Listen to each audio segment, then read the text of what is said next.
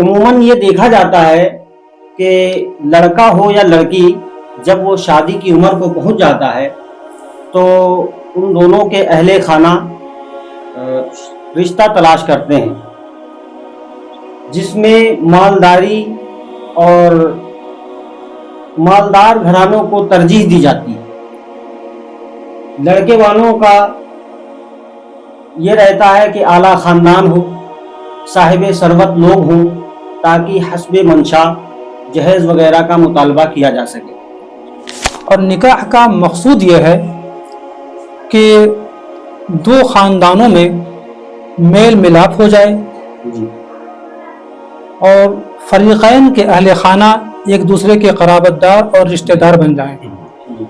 اور حضرت یہ بھی ہوتا ہے کہ منگنی میں لڑکا پہنچتا ہے تو وہ انگوٹھی پہنائی جاتی ہے، تو لڑکا اور لڑکی دونوں سامنے آتے ہیں اور ایک دوسرے کو انگوٹھی بھی پہناتے ہیں۔ السلام علیکم ورحمۃ اللہ تعالی وبرکاتہ۔ وعلیکم السلام ورحمۃ اللہ تعالی وبرکاتہ۔ وعلیکم السلام ورحمۃ اللہ تعالی وبرکاتہ۔ نحمدہ ونصلی علی رسولہ الکریم۔ محترم ناظرین، آج ہم یوٹیوب چینل سید مظفر چشتی آفیشیل پر حاضر ہیں اور معاشرے میں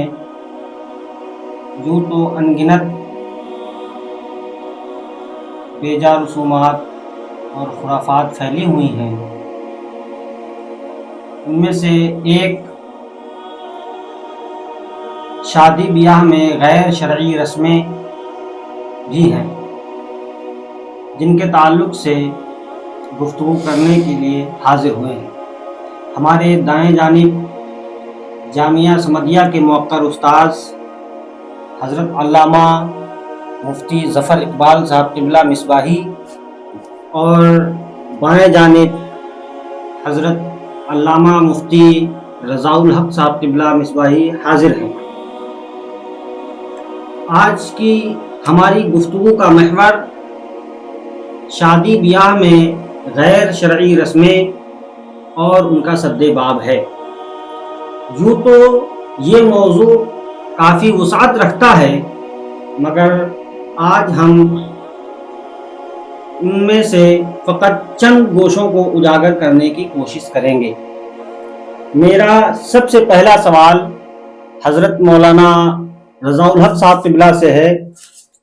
حضرت، عموماً یہ دیکھا جاتا ہے کہ لڑکا ہو یا لڑکی جب وہ شادی کی عمر کو پہنچ جاتا ہے تو ان دونوں کے اہل خانہ رشتہ تلاش کرتے ہیں جس میں مالداری اور مالدار گھرانوں کو ترجیح دی جاتی ہے۔ لڑکے والوں کا یہ رہتا ہے کہ اعلیٰ خاندان ہو، صاحب ثروت لوگ ہوں تاکہ حسب منشا جہیز وغیرہ کا مطالبہ کیا جا سکے۔ اسی کے ساتھ حضرت لڑکی والوں کی بھی یہی منشا رہتی ہے کہ ہم بڑے لوگوں کو تلاش کریں جو صاحب ثروت ہوں تاکہ ہماری لڑکی وہاں جائے اور عیش و عشرت ناز و نعم میں رہے، جس کا نتیجہ یہ ہوتا ہے حضرت کہ غریب اور متوسط طبقے کے ذی صلاحیت، ہنرمند، سلیقہ شعار اور خوش خصال لڑکوں اور لڑکیوں کے نکاح میں تاخیر ہوتی ہے اور انہیں مناسب رشتہ میسر نہیں ہوتا ہے۔ حضرت، اس کے متعلق آپ فرمائیں کہ کیا کرنا چاہیے اور کیا صحیح ہے اور کیا غلط ہے؟ نحمدہ ونصلی علی رسولہ الکریم وبعد۔ نکاح کا معنی ہے ملنا، اور نکاح کا مقصود یہ ہے کہ دو خاندانوں میں میل ملاپ ہو جائے اور فریقین کے اہل خانہ ایک دوسرے کے قرابت دار اور رشتہ دار بن جائیں۔ نکاح ایک اہم فریضہ ہے اور شریعت مطہرہ میں نکاح کو عبادت کا ذریعہ، عبادت کا درجہ اور حفاظت نگاہ کا، حفاظت ایمان کا ذریعہ بتایا گیا ہے۔ اور بحیثیت مسلمان ہم پر لازم ہے کہ ہم تمام معاملات میں دینی امور اور شریعت مطہرہ کے مقرر کردہ حدود کے اندر رہیں اور اس کے مطابق اپنے تمام معاملات کو انجام دیں۔ اگر نیک نیتی کے ساتھ اور سنت کے مطابق نکاح کیا جائے تو اللہ تبارک و تعالیٰ کے فضل و کرم سے اس نکاح کی برکتیں یہ ہوتی ہیں کہ اللہ تبارک و تعالیٰ نکاح کی برکت سے رزق میں وسعت اور کشادگی عطا فرما دیتا ہے۔ اور یہ بات آیات قرآنیہ سے بھی ثابت ہے اور احادیث کریمہ سے بھی ثابت ہے۔ چنانچہ سورہ نور کی آیت کریمہ میں اللہ تبارک و تعالیٰ نے فرمایا کہ وَأَنكِحُوا الْأَيَامَ مِنكُمْ وَالصَّالِحِينَ مِنْ عِبَادِكُمْ وَإِمَائِكُمْ إِنْ يَكُونُوا فُقَرَاءَ يُغْنِهِمُ اللَّهُ مِنْ فَضْلِهِ، کہ تم میں جو بے نکاح ہیں اور تمہارے جو نیک غلام اور باندیاں ہیں ان کا نکاح کر دو، اگر وہ تنگ دست ہوں گے تو اللہ انہیں اپنے فضل سے غنی کر دے گا۔ اسی طرح حدیث پاک میں آتا ہے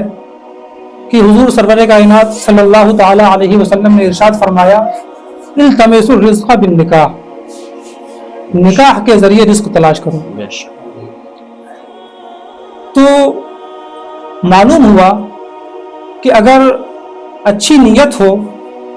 تو اللہ، اچھی نیت کے ساتھ نکاح کیا جائے تو اللہ تبارک و تعالیٰ اس نکاح کی برکتیں اس طور پر عطا فرماتا ہے کہ رزق میں کشادگی اور برکتیں عطا کر دیتا ہے۔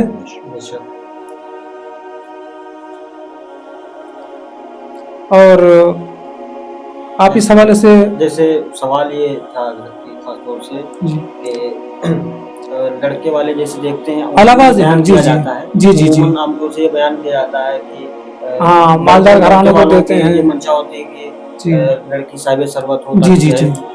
لیکن اس گوشے کو بہت کم لوگ بیان کرتے ہیں کہ لڑکی والے بھی اس چیز کو تلاش کرتے ہیں کہ مالدار لڑکا ہو۔ آپ غور فرمائیں کہ حدیث پاک میں حضور اقدس صلی اللہ تعالیٰ علیہ وسلم نے یہ ترغیب دی ہے، بلکہ حکم فرمایا ہے کہ تم دیندار کو ترجیح دو، دینداری کو ترجیح دو۔ ایسا ہوتا ہے کہ اور اس کے علاوہ دوسری حدیث پاک میں ہے کہ اللہ کے رسول صلی اللہ تعالیٰ علیہ وسلم نے فرمایا کہ جس نے کسی عورت سے اس کی حسب و نسب کی وجہ سے شادی کی تو اللہ تبارک و تعالیٰ اس کی ذلت میں ہی اضافہ فرمائے گا، اور اگر کسی شخص نے کسی عورت سے اس کی حسن و جمال کی وجہ سے شادی کی تو اللہ تبارک و تعالیٰ اس کی دناعت اور کمینگی میں اضافہ فرمائے گا، اور اگر کسی شخص نے عورت سے اس لیے شادی کی تاکہ اس کا مال حاصل ہو جائے، یعنی مال دولت کو بنیاد بنایا، تو اللہ تبارک و تعالیٰ اس شخص کی فقر و تنگ دستی میں ہی اضافہ فرماتا ہے۔ پھر مزید اللہ تبارک حضور اقدس صلی اللہ تعالیٰ علیہ وسلم نے آگے ارشاد فرمایا کہ جس شخص نے کسی عورت سے اس لیے شادی کی تاکہ اپنی نگاہ کی حفاظت کر سکے اور اپنی پارسائی کی حفاظت کر سکے تو اللہ تبارک و تعالیٰ لڑکے کے لیے لڑکی میں اور لڑکی کے لیے لڑکے میں برکت عطا فرماتا ہے۔ لہذا ہم سب کو چاہیے کہ دینداری کو ترجیح دیں، اور جب کوئی مناسب رشتہ مل جائے، لڑکا خوش اخلاق ہو، دیندار ہو، تو پھر دولت و ثروت کے انتظار میں اور مالدار طبقے، مالدار گھرانے کے انتظار میں اپنی لڑکی کی عمر ضائع نہ کریں، بلکہ وقت پر اس کا نکاح کر دیں۔ اسی طرح لڑکے والوں کو بھی چاہیے کہ مالدار گھرانے کی تلاش میں نہ رہیں، بلکہ لڑکی کے اندر یہ دیکھیں کہ وہ دیندار ہے یا نہیں، خوش اخلاق ہے یا نہیں، تاکہ ان کے درمیان باہمی محبت قائم رہے۔ حضرت میرا ایک سوال اور آپ سے ہے کہ رشتہ طے ہونے کے بعد میں شادی کی تاریخ رکھنے کے لیے لڑکے والے منگنی کرتے ہیں، اور وہ منگنی جب کرتے ہیں تاریخ رکھنے کے لیے جو جاتے ہیں اس کو منگنی کہتے ہیں. تو منگنی میں بسا اوقات ایسا ہوتا ہے حضرت کہ 60 آدمی 70 آدمی، بسا اوقات ایسا ہوتا ہے کہ 100 سے زائد لوگوں کو لے کے جاتے ہیں. قسم قسم کے کھانے وغیرہ کا انتظام و انصرام کیا جاتا ہے، جی جی، اور جبکہ مقصد صرف تاریخ رکھنا ہوتا ہے، جی تحفہ اور تحائف پیش کیا جاتا ہے. جی جی، شادی سے پہلے ہی اس طرح کے خرچے کرنا اور لڑکی والوں پر اس طرح بوجھ بننا، یہ کیسا ہے؟ یہ کہاں تک درست ہے اور اس کے متعلق کیا فرماتے ہیں اور اس کے روک تھام کے کیا اسباب ہیں؟ اور حضرت یہ بھی ہوتا ہے کہ منگنی میں لڑکا پہنچتا ہے تو وہ انگوٹھی پہنائی جاتی ہے، تو لڑکا اور لڑکی دونوں سامنے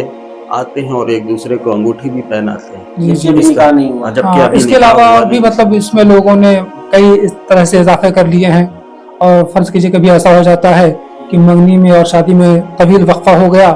تو آنے والی عید بقرعید تہواروں میں جی جی، شایان نشان تحائف کا تبادلہ ہوتا ہے، اور اگر کوئی نہ دے پائے تو اس کو کسر شان سمجھتے ہیں، اور بسا اوقات یہ منگنی ٹوٹنے تک کی نوبت آ جاتی ہے اس کی بنیاد پر. تو اس حوالے سے میں عرض کرنا چاہوں گا کہ دیکھیے، منگنی فقط وعدہ نکاح ہے، اور ہمارے اسلاف کا طریقہ جو رہا ہے، خود حضور اقدس صلی اللہ تعالی علیہ وسلم نے اور آپ کے صحابہ کرام نے، اولیاء کرام نے اور علماء اعظام نے جو ہمیں اپنی زندگی کا نمونہ پیش کیا ہے شادی بیاہ کے حوالے سے، تو ہم ان کی زندگی کا مطالعہ کریں اور دیکھیں اپنے اسلاف کی زندگی کو، طرز زندگی کو، ان کا طرز عمل دیکھیں، تو ہمیں پتہ چلتا ہے کہ انہوں نے شادی بیاہ کو اور نکاح کو نہایت سادگی کے ساتھ انجام دیا ہے. حدیث پاک میں آتا ہے کہ اعلنوا النکاح وجعلوه فی المساجد، او کما قال صلی اللہ علیہ وسلم، کہ نکاح کا اعلان کیا کرو اور اس کو مسجدوں میں کیا کرو. تو ہمیں اور آپ کو چاہیے کہ اپنے بزرگوں کے نقش قدم پر چلتے ہوئے جس سادگی کے ساتھ انہوں نے اس عبادت کو انجام دیا ہے اور اس فریضے کی ادائیگی کی ہے، ہم بھی اسی طریقے پر چلتے ہوئے غیر ضروری رسموں اور بیجا چیزوں سے بچتے ہوئے اور فضولیات کو ترک کرتے ہوئے اس عبادت کو اور اس فریضے کو انجام دیں. جب منگنی محض ایک وعدہ نکاح ہے تو میرا نظریہ یہ ہے، اور میں سمجھتا ہوں کہ ہمارے زیادہ تر اسلامی بھائی جو دین سے تعلق رکھتے ہیں ان کا بھی یہی نظریہ ہونا چاہیے کہ سرے سے اس چیز کو ختم ہی کر دیا جائے. تاریخ ہی رکھنا ہے تو دو چار لوگ. اور جہاں تک یہ تاریخ رکھنے کی بات ہے یا کچھ مشاورت کی بات ہے، تو فریقین میں سے 2-4-10 افراد جو ہے یکجا ہو کر کے باہمی مشاورت سے تاریخ مقرر کر لیں، اور اس طرح جو ہے یہ معاملہ انجام کو پہنچے، اور اس میں جو فضولیات در آئی ہیں ان سے گریز کیا جائے. حضرت مفتی ظفر اقبال صاحب، میرا آپ سے ایک سوال ہے کہ ہم اپنے معاشرے میں دیکھتے ہیں کہ لڑکے والے جب لڑکی والوں کے یہاں بارات لے کر جاتے ہیں تو یہ طے ہوتا ہے کہ کتنی باراتی آئیں گے، اور لڑکی والے پوچھتے ہیں تو حسب استطاعت وہ بات چیت کرتے ہیں. لڑکے والے زیادہ باراتیوں کی ڈیمانڈ کرتے ہیں کہ ہم مثلاً 200 باراتی 300 باراتی. تو پہلا سوال یہ حضرت کہ 200-300 باراتی یا 500 باراتی لے جانا کیسا ہے، اس کے متعلق آپ کیا فرماتے ہیں؟ دوسرا سوال یہ، ساتھ ہی ساتھ لڑکے والے یہ ڈیمانڈ کرتے ہیں، فرمائش کرتے ہیں کہ ہم کو ہماری بارات کا شایان شان استقبال کیا جائے اور اس میں کوئی کمی نہیں رہنا چاہیے. ساتھ ہی یہ بھی فرمائش کرتے ہیں کہ قسم قسم کے کھانے وغیرہ کی فرمائشات کرتے ہیں، اس میں کسی چیز کی کوئی کمی نہ رہے. حضرت تو اس طرح لڑکی والوں سے فرمائشات کرنا اور اتنی زیادہ تعداد میں بارات لے جانا کیسا ہے، اس کے متعلق آپ کیا فرماتے ہیں؟ دیکھیے حضرت، نحمدہ و نصلی علی رسولہ الکریم، اما بعد، کہ شادی بیاہ میں زیادہ بارات نہیں لے جانا چاہیے، اس لیے کہ اللہ کے نبی صلی اللہ تعالی علیہ وسلم نے ارشاد فرمایا کہ برکت والا نکاح وہی ہے جس میں کم خرچ کیا جائے، وہی برکت والا نکاح ہے۔ اور اگر نکاح میں زیادہ خرچ ہوگا، زیادہ لوگوں کو لے جائیں گے تو ظاہر سی بات ہے زیادہ لوگ جائیں گے تو زیادہ خرچ ہوگا، ہے نا، بارات کی کثرت بڑھے گی۔ اچھا، باراتیوں کا ہمارے یہاں طے کیسے کرتے ہیں؟ جب منگنی کرنے آئیں گے یا فون پہ بات کریں گے کہ بھائی ایسا ہے کہ ہمارے یہاں آپ کے یہاں 250 باراتی ہمارے یہاں سے آئیں گے، ہمارے 250 بیواری ہے، ہمارا 500 بیواری ہے نا۔ اب لڑکی والے سے وہ کہہ رہا ہے کہ بھائی ہمارے 250 باراتی یا 500 باراتی ہمارا بیواری ہے، آپ کے دروازے آئے گا بارات میں، تو لڑکی والا اب چونکہ اس کو رشتہ تو بڑے مشکل سے ملتا ہے، لڑکی والا مجبور ہو کر یا خاندانی دباؤ میں آ کر کہ بھائی ہمارے یہاں مہمان آئیں گے، 500 باراتی آئیں گے، تو ہم ان کا شایان شان یا ان کی جو عزت افزائی کریں وہ زیادہ سے زیادہ اچھی سے اچھی کر دیں۔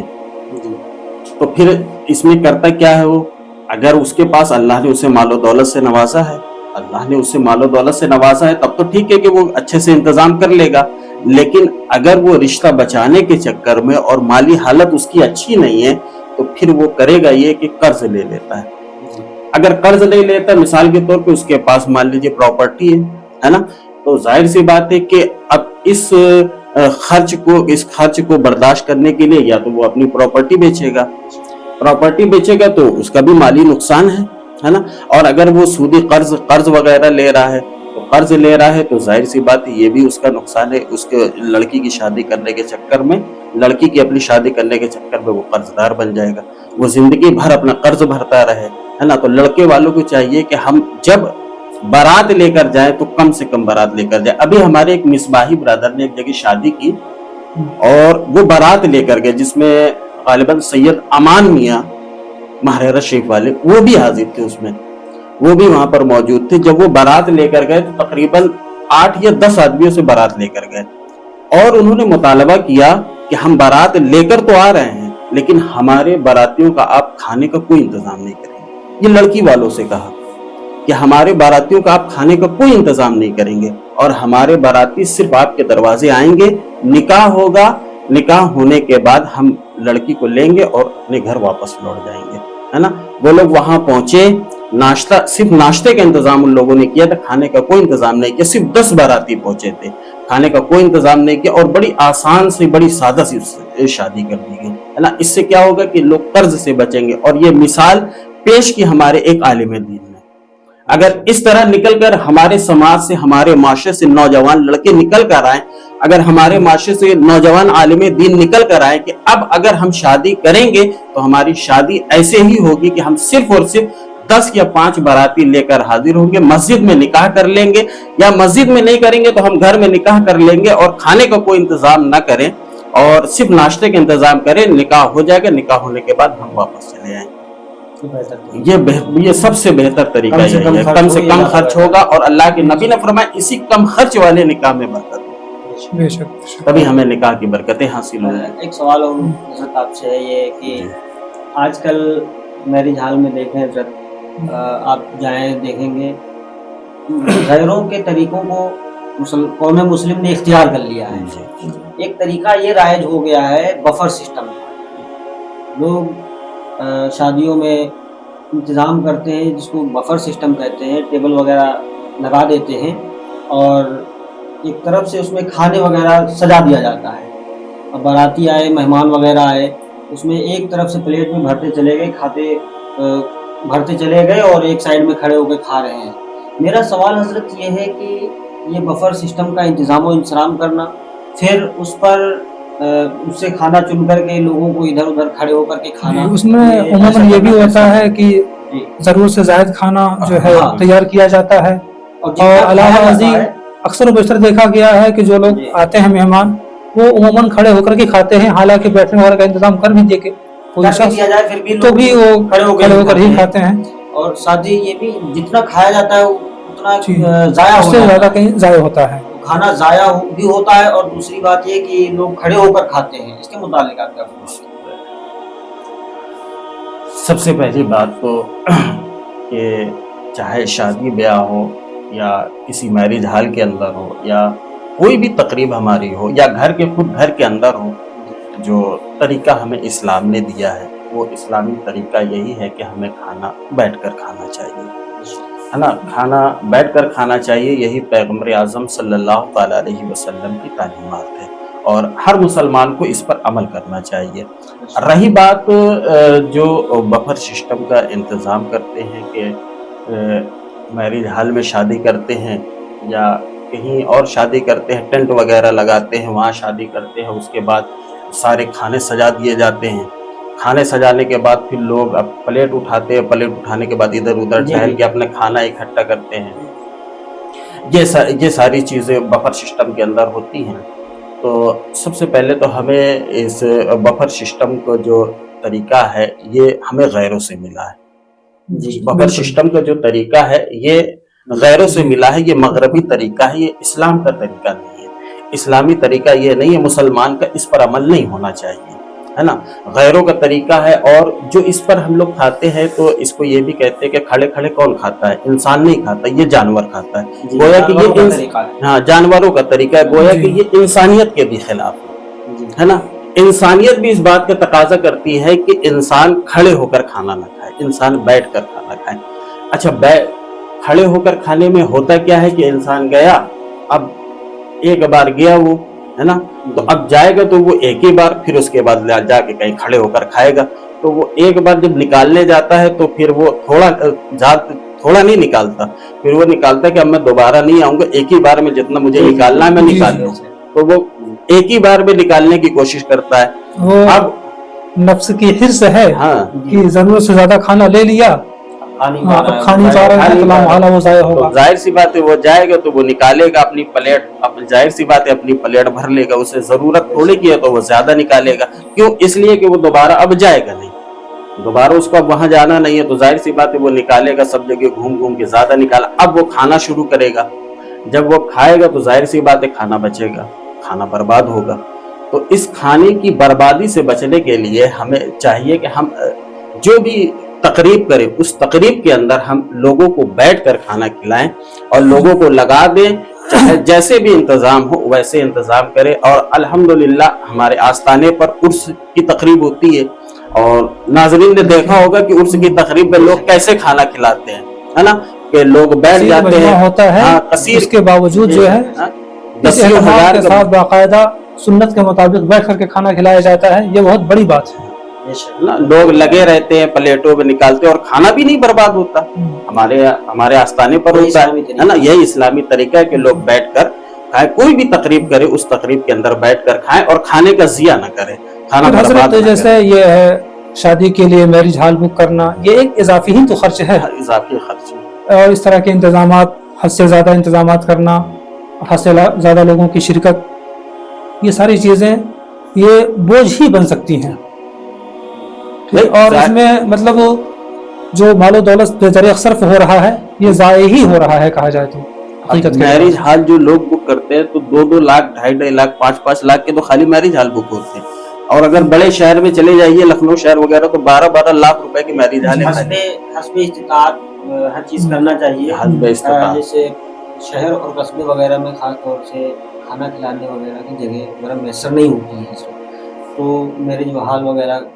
اگر ضرورتاً کر بھی لیا جائے تو کرنا چاہیے، ضرورت سے آگے نہیں بڑھنا، ضرورت سے آگے۔ میرا سوال آپ سے ایک یہ الحمدللہ آپ دیکھیے کہ سنت جو طریقہ تھا اور حضور نے جو ہمیں حکم فرمایا ہے وہ کیا تھا کہ نکاح ایک عبادت ہے، اس کو مسجد میں انجام دیا جائے، تو اگر تمام مسلمان اس پر متفق ہو جائیں اور یہ جو اضافی اخراجات ہیں نکاح وغیرہ میں ان کو ترک کر کے اسی سنت طریقے پر چلتے ہوئے مسجدوں میں نکاح کا انعقاد کرنا شروع کر دیں، تو پھر یہ بیجا جو اخراجات ہو رہے ہیں انشاءاللہ اس سے بھی وہ بچ جائیں گے۔ ایک عریضہ اگر آپ کی بارگاہ میں عرض کرنا چاہتا ہوں، بعض حضرات ایسے ہوتے ہیں جو ولیمے کا انتظام کرتے ہیں، جی، ہوتا یہ ہے کہ خاندان میں، برادری میں، گاؤں میں، قصبے میں اپنا نام روشن کرنے کے لیے اپنی وسعت سے زیادہ کا انتظام و انصرام کرتے ہیں، اس کے لیے ہوتا یہ ہے کہ اب وہ قرض لینے پر مجبور ہو جاتے ہیں۔ تو میرا سوال حضرت یہ ہے کہ قرض لے کر کے اپنے نام و نمود اور نمائش کے لیے اتنا بڑا انتظام و انصرام کرنا کیسا ہے؟ اکثر لوگ حضرت اس میں مبتلا ہیں. اس میں دیکھیے، اپنی رائے پیش کریں. نکاح کے شکرانے میں جی ولیمہ کا انعقاد کرنا، لوگوں کو دعوت کرنا، احباب کو کھانا کھلانا، یہ سنت ہے. لیکن یہ سنت آج کے اس دور میں سنت کے مطابق ادا نہیں ہو رہی ہے. حضور اقدس صلی اللہ تعالی وسلم نے حدیث پاک میں ارشاد فرمایا کہ برا ولیمہ ہے وہ کہ جس میں عمرا کو تو پوچھا جائے، مالداروں کو تو پوچھا جائے، اور فقیروں کو چھوڑ دیا جائے، تنگ دستوں کو چھوڑ دیا جائے. او کما قال رسول اللہ صلی اللہ تعالی علیہ وسلم. تو نکاح کے شکرانے میں ولیمہ کرنا یہ سنت ہے، اور اس کی ترغیب احادیث کریمہ میں دی گئی ہے. مگر جو شخص فقط تفاخر کے لیے، نام و نمود کے لیے، ٹھیک ہے، اور اس نیت سے کہ لوگ ہماری بڑائی بولیں، ٹھیک ہے، ہمارے ولیمے کا چرچا ہو، ہمارے نکاح کا چرچا ہو، اس نیت سے اگر کوئی جو ہے ولیمے کا انعقاد کرتا ہے، لوگوں کو دعوت دیتا ہے، تو یہ سراسر شریعت کے بھی خلاف ہے، اور مقصد شریعت سے ہٹ کر کے ہے، سنت کے خلاف ہے. تو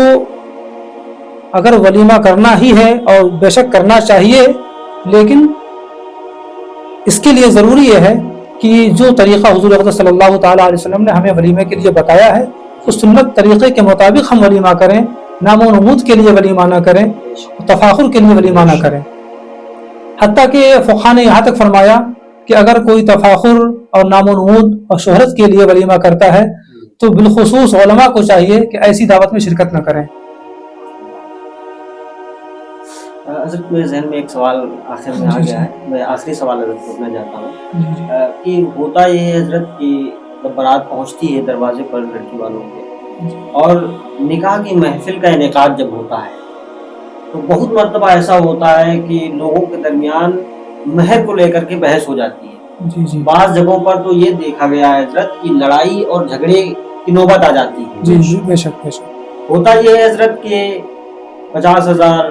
1 لاکھ، 2 لاکھ، اور بہت مرتبہ ایسا ہوتا ہے کہ لڑکے کی وسعت سے زیادہ مہر، 10-10 لاکھ مہر باندھ دیتے ہیں تاکہ لڑکا اس بات پر مجبور ہو جائے کہ لڑکی کو طلاق نہ دے. تو حضرت اس طرح یہ مہر کا بوجھ لادنا لڑکیوں کے اوپر، یہ کیسا ہے؟ اس طریقے سے مہر زیادہ سے زیادہ باندھنا کہ اس میں وسعت نہیں رکھتا ہے، وہ کیسے ادا کرے گا؟ دیکھیے، نکاح میں مہر مقرر کرنا تو ضروری ہے، بے شک، اور شریعت مطہرہ نے اس کی کم سے کم مقدار 10 درہم رکھی ہے، اور زیادہ کی کوئی حد بیان نہیں کی ہے. مگر شریعت کے نزدیک پسندیدہ اور محمود عمل یہی ہے کہ مہر کم سے کم مقرر کیا جائے. یعنی لڑکے کی حیثیت اور لڑکی کی حیثیت دونوں کا لحاظ کرتے ہوئے مہر مقرر کیا جائے. بعض لوگوں کا اصل میں تصور یہ ہوتا ہے کہ جب ہم مہر بہت زیادہ رکھ دیں گے تو طلاق وغیرہ کی شرح کم ہو جائے گی اور اس کی نوبت نہیں آئے گی، حالانکہ یہ درست نہیں ہے. حضور اقدس صلی اللہ تعالیٰ علیہ وسلم نے حدیث پاک میں ارشاد فرمایا خیرہن ایسرہن صداقا، او کما قال رسول اللہ صلی اللہ علیہ وسلم، کہ بہترین عورت وہ ہے جس کا مہر کم ہو. تو اس حدیث پاک سے پتہ چلتا ہے کہ نکاح میں مہر کم مقرر کرنا یہ باعث برکت اور نیک شگون ہے. لہٰذا ہمیں اور آپ کو چاہیے کہ شریعت مطہرہ نے جو ہمیں حکم فرمایا ہے کہ مہر کو مقرر کرنے کے لیے ایسا نہ ہو کہ صرف ایک جانب نظر کرتے ہوئے بہت زیادہ بوجھ لڑکے کے اوپر لاد دیا جائے اور جس کی حیثیت وہ نہیں رکھتا ہے وہ اتنا مہر مقرر کر دیا جائے، بلکہ دونوں کی حیثیت دیکھتے ہوئے مہر کو مقرر کرنا چاہیے. اور فقہاء کرام کے مطابق اور علماء اعلام کے مطابق اور حدیث کریمہ کے مطابق کم مہر مقرر کرنے ہی میں بھلائی ہے، اور اسی میں ایسے ہی نکاح میں برکت ہے. معزز ناظرین، منگنی میں تحفے تحائف ہوں یا کثرت ہو یا ولیمہ یا جو بھی برائیاں ہمارے معاشرے میں پھیلی ہوئی ہیں، ضرورت اس بات کی ہے کہ ہم خود کو بدلیں اور ہر فرد بشر اپنی ذات کی اصلاح کے ساتھ غیروں کو بھی راہ راست پر لانے کی کوشش کرے، اور پوری قوم مسلم کو مل جل کر ان تمام برائیوں کا خاتمہ کرنے کی کوشش کرنا چاہیے جو ہمارے درمیان جڑ پکڑ چکی ہیں۔ لہذا تمام امت مسلمہ سے گزارش ہے کہ ان باتوں پر عمل کرے اور اپنی اور اپنے اہل خانہ اور اعزاء و اقربا کی اصلاح کرنے کی کوشش کریں۔ آخر میں عرض گزار ہوں کہ یوٹیوب چینل سید مظفر چشتی آفیشیل کو سبسکرائب کریں اور زیادہ سے زیادہ شیئر کریں۔ السلام علیکم ورحمۃ اللہ۔